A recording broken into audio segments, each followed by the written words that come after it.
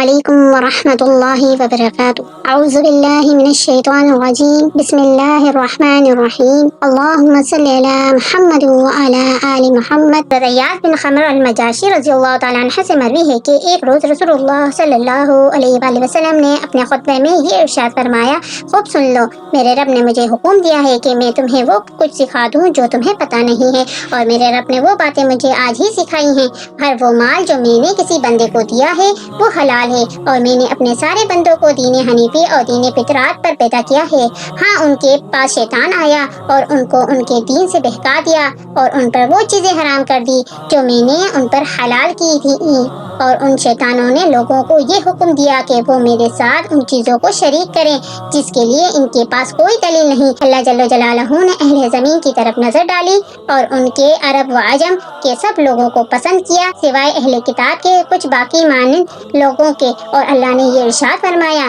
میں نے آپ کو اس لیے بھیجا ہے تاکہ میں آپ کا بھی امتحان لوں اور آپ کے ذریعے دوسروں کا بھی امتحان لوں، اور میں نے آپ پر ایسی کتاب نازل کی ہے جس کو پانی دھو کر ختم نہیں کر سکتے، آپ اس کو سوتے جاگتے پڑھیں گے۔ اور اللہ نے مجھے حکم دیا ہے کہ میں قریش کو وحدانیت بیان کر کے آگ بگولا کر دوں، تو میں نے عرض کیا کہ اے میرے رب، پھر تو وہ میرے سر کو پھاڑ دیں گے اور اس کو مار مار کے روٹی بنا کر چھوڑ دیں گے۔ تو اللہ جل جلالہ نے کہا، میں ان کو یہاں سے اس طرح نکال دوں گا جس طرح انہوں نے آپ کو یہاں سے نکالا تھا۔ آپ ان کے ساتھ لڑیں تو صحیح، ہم آپ کے ساتھ مل کر ان سے لڑیں گے۔ آپ خرچ تو کریں، ہم آپ پر خرچ کریں گے۔ آپ لشکر بھیجیں، ہم اس جیسے 5 لشکر بھیجیں گے، اور جو لوگ آپ کی بات مان چکے ہیں ان کو ساتھ لے کر ان سے لڑیں جو آپ کی نافرمانی کرتے ہیں۔ اور فرمایا، جنت والے 3 قسم کے ہیں، عدل و انصاف والے، اور خرچ کرنے صدقہ کرنے والے، صحاب توفیق، ارباب حکومت، اور ایک وہ رحم دل رقیب القلب نرم دل والا شخص جو ہر رشتہ دار اور مسلمان پر رحم کرنے والا ہو، ایک وہ